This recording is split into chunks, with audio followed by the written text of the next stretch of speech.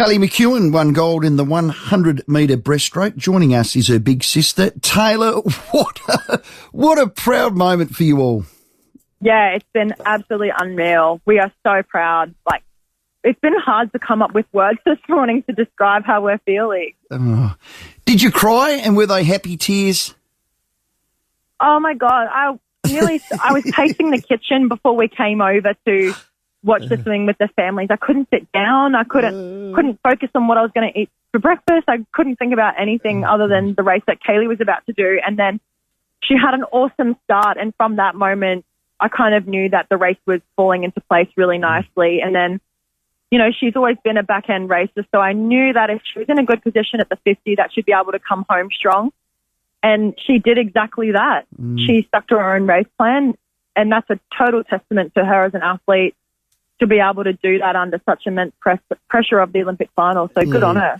57.47 seconds, 0.02. Oh, it's not too slow, is it? I know. Just off a world record. Time. I know. Unreal. I know. Yeah, just off her own world record. So, I mean, it's a pretty high benchmark, having your personal best time as the world record. So anything close to that is phenomenal. Anything under, like, 59 for a 100 backstroke is phenomenal. And you've got that field of girls capable of going 57s and 58s. And obviously can't forget about Emily Seebohm as well. This is her fourth Olympic. And she was there to support Kaylee, which is so lovely, and still get up there and finish fifth herself. So both Aussies did so good. Yeah, and Taylor, you're an Olympian. You got silver in Rio. Your emotions, you know the work that your sisters put in. How are your emotions? Are they mixed from that perspective? Because you only just missed out.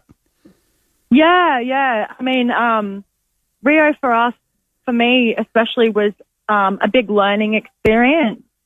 And nothing can prepare you for the emotions of the pressure and the anxiety that you feel at an Olympics. But you look at Kaylee and it's like it almost didn't faze her, because she was so cool, calm and collected. You know, she just showed maturity like beyond her years, really. And unreal. To be able to get out there and perform on a world stage like that, and so young, she only just turned 20. She's phenomenal, and she's worked so hard. She's one of the hardest trainers I've ever worked with. She'll push herself until she has to, you know, lie down for 5 minutes at the end of the session before she can leave the pool. So she's absolutely amazing.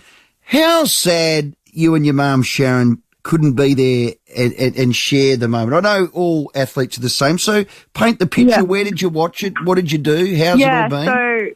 We've got a lovely group here of parents in Noosa who have gathered to watch the swimming, those who could get here. Unfortunately, we couldn't have like the full brigade of cheerers, but we've done a really good job, decked out the room with beautiful green and gold furniture and flags and whatnot. So we've created our own atmosphere, and it's just been so nice to have that family support. We're just so lucky that we can do this even during COVID. So a bit upsetting that we couldn't actually physically get to Tokyo, because I definitely would have changed all of my life plans last minute to get there and watch that race in flesh. Beautiful. But Channel 7 have just done an amazing job with the live cross for us. So we're really blessed that they came on board and have been able to help out with this event and give us the ability to watch Kaylee achieve these amazing things. Well, Taylor, she's got the 200 backstroke and the medley 200 to go. So could she? Could she? Oh, yeah. Oh, she absolutely can. I've been so quietly confident this whole time that she can do anything she puts her mind to. She's done the hard work, and this is the huge reward, especially after seeing how strong she came home in the last 50 of her 100 backstroke. Her aerobic capacity is just so next level at the moment, and she's a really strong racer. I personally prefer watching her 200 backstroke because it just shows a whole nother strength of fitness that it takes to get through a 200 backstroke. So I'm really, really excited for that one. We get more bang for our buck as well. It's a 2-minute race, so 2 minutes of tears rather than 57 seconds. So bring it on. Good on you, Taylor.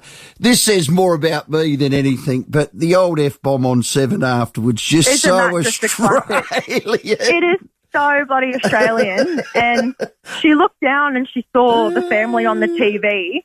And for that to be her reaction, I felt like saying it back, like, bloody good on you, Kaylee. That's just classic raw emotion. It just goes to show how happy she was. She couldn't contain herself, which is totally to be expected after winning an Olympic gold medal. What an absolute gun. Absolutely. She might have looked down at her foot and seen the tattoo. I'll always be with you.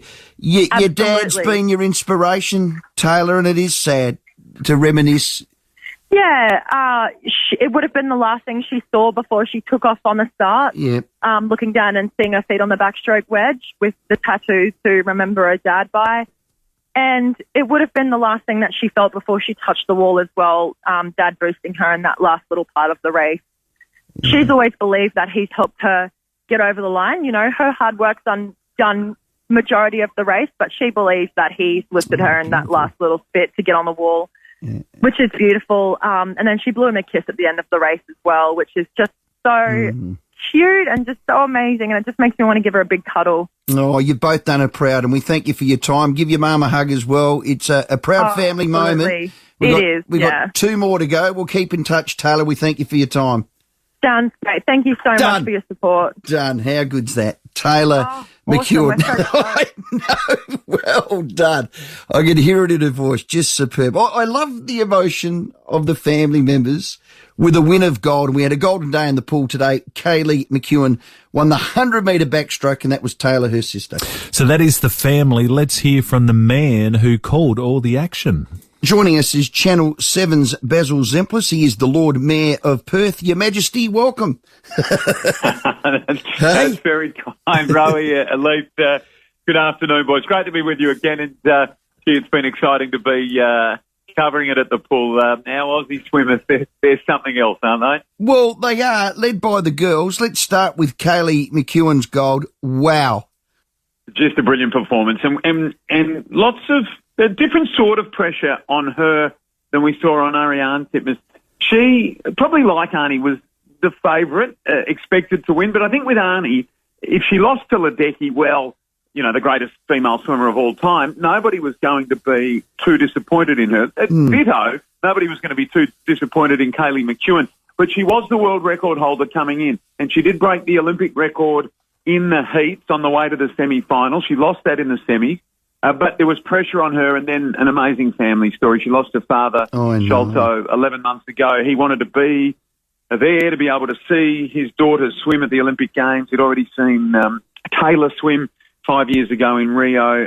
Wasn't able to be there, obviously, but he carried his spirit. She carried his spirit with her today down the pool, and it was quite beautiful. Yeah, it was, with a tattoo on her foot. That's beautiful. She's got 2 other events. Could and should win 3, Baz. Could do, yeah. So she pulled out of the 200 individual medley, which she's the number 1 ranked in the world. That did raise a few eyebrows. Those raised eyebrows have gone now because obviously she wanted to conserve some energy, didn't want to have her focus too scattered at her first Olympic Games, and clearly the strategies work. She'll have another go in the 200 backstroke as well. She is highly rated in that event as well. She's an excellent chance, and if she can back up what she did here, well, another gold medal beckons. So she's right in the mix, and the Australians are going really, really well. And look, your boy, which we'll get a run a little bit later, but Kyle Chalmers, his swim in the anchor leg of the bronze medal winning 4x100 relay, that's such a great indicator for what's to come in the men's 100 freestyle. He looks so sharp. He does. 5th fastest, I think, of all time. We need to pull our budgie smugglers out, us boys. The girls are just flying in the pool, and we're a little bit toasty, I reckon. Well, the boys will get their opportunity. Okay. Mitch Larkin went today. Kyle obviously a really big chance in the 100.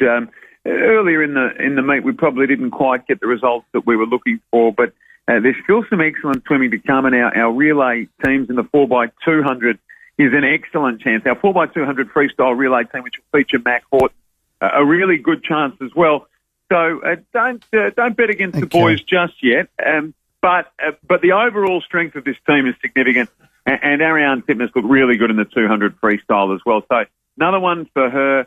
Another opportunity to win a gold medal. Emma McKeon's going to get a really good crack at it in the 100 freestyle along with Kate Campbell, and there's more relay opportunities there for the women as well.